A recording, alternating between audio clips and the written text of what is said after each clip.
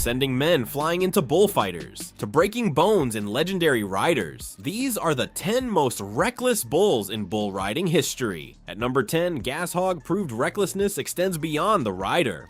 Ronnie Kitchens, he's on the gas hog. Come on, Ronnie. All right, Ronnie, get up. Round 1, Houston. Ronnie Kitchens got bucked off, but Gashog didn't stop there. His momentum carried the danger straight into bullfighter Jimmy Anderson. Too far, come on, Ronnie Kitchens, good bull ride. Oh, hey, wait on the bull.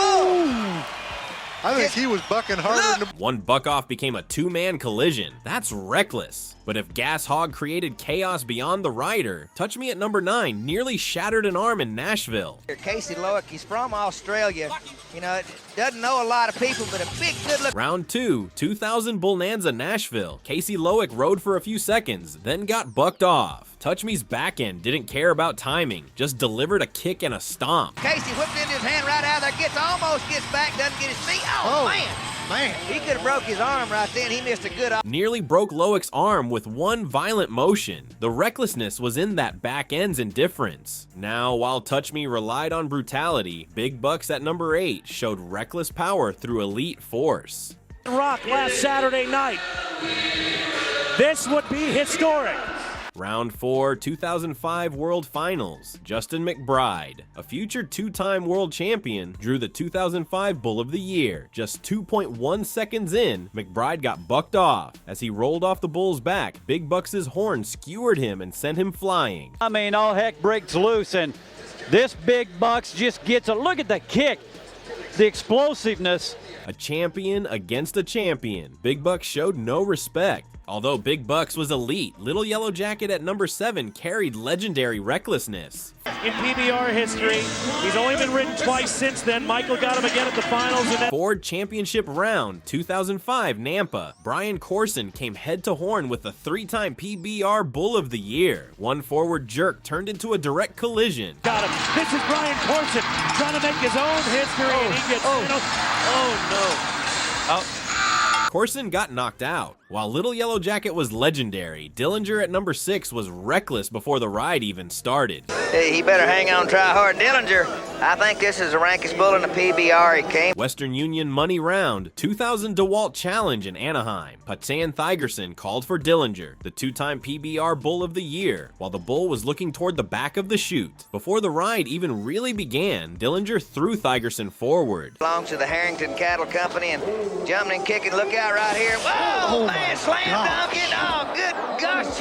Holy moly. Now this. Thigerson hit the gate square in the face, knocked out before the clock started, and carried out on a stretcher. While Dillinger was dangerous from the start, Reindeer Dippen at number 5 showed recklessness through pattern. Qualified ride in 8 outs.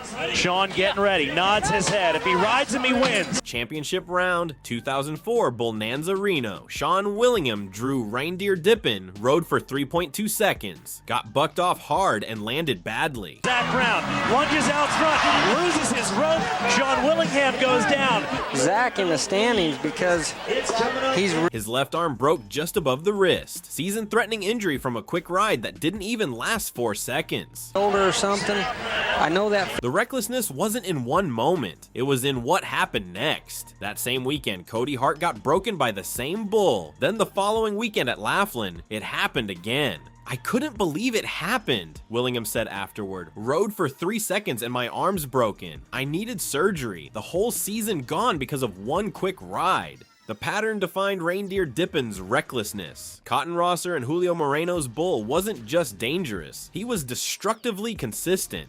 You hear stories about reindeer breaking riders, Willingham continued. You think it's exaggeration, then it happens to you. That's when you understand the reputation is real. The worst part was watching from the sidelines, he admitted, knowing I'd be out for months, all from a 3-second ride.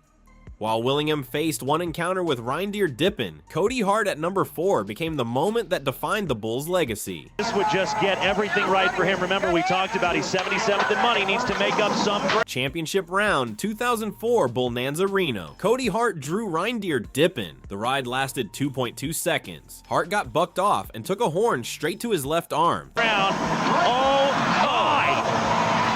An he got the horn, and it looks like it got him right in the arm. The arm broke immediately, just above the elbow. One horn strike, one season-ending injury. On Michael Marino, who along with his grandfather and father owned that bull. That moment made Reindeer Dippen's reputation unstoppable. It wasn't random, it was reckless precision. A bull who found the weak points and exploited them.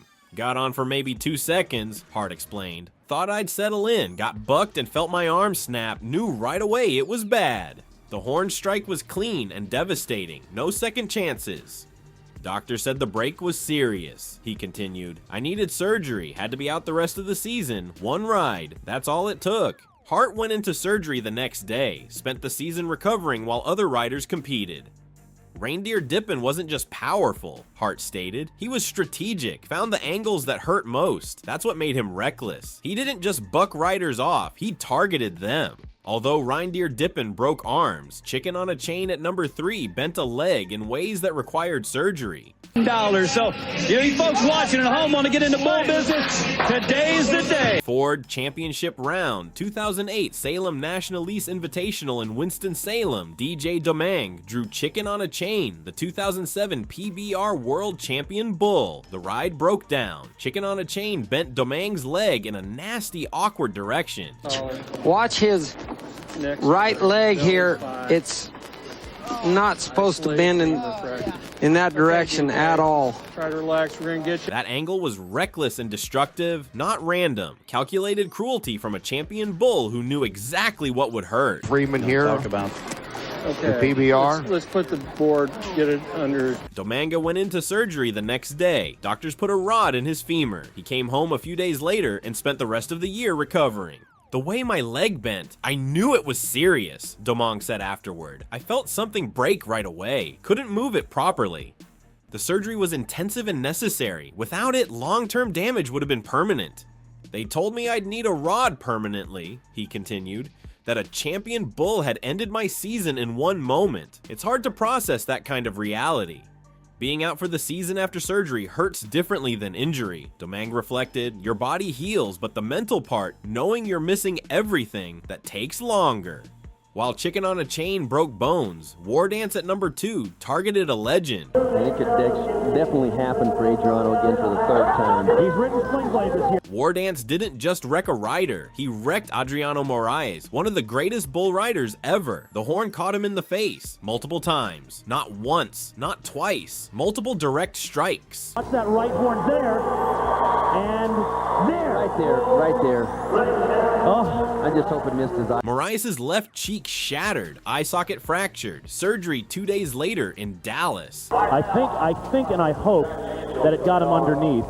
And I thought I already saw it starting to swell. The recklessness came from who War Dance chose to destroy. Moraes was legendary, his skills were legendary, and War Dance rendered all of that irrelevant. Never expected the horns to connect multiple times, Moraes explained after surgery. One strike, maybe, multiple? That's War Dance being reckless with intent. The recovery meant reconstructive work on his face and eye socket. Even legends aren't safe, he continued. War Dance proved that. It doesn't matter who you are or what you've accomplished. A reckless bull doesn't respect reputation. His return to competition took months. When he finally rode again, the memory of War Dance stayed with him. That wreck changed how I see the sport, Moraes stated, made me understand that recklessness in a bull isn't about power, it's about unpredictable violence. But nothing compares to what Bodacious did to Tough Hedeman at number 1. None I've ever seen. He's about set. Let's watch it. 2 great athletes. Watch the flashbulbs. Here we go. Round 6, final round, 1995 PBR World Finals. World champion Tough Hedeman met J31 Bodacious. The world champion bull, Hedeman got jerked forward and connected with Bodacious' head. Everybody in this arena, you can tell the concern on their face as they look on.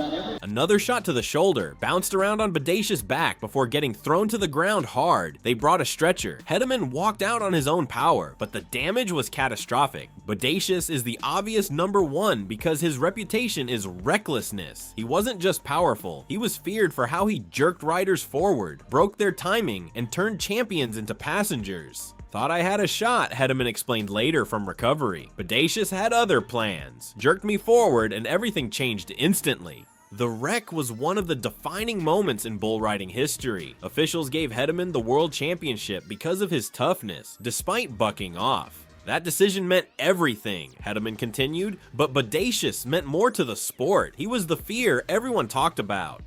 Surgery took 6.5 hours. Doctors had to repair literally every bone in Hedman's face. 6.5 hours of surgery to fix what Bodacious broke, he reflected. That's what recklessness looks like when it's legendary. Bodacious won Bull of the Year in both the PBR and PRCA in 1995. His recklessness earned him the highest honors.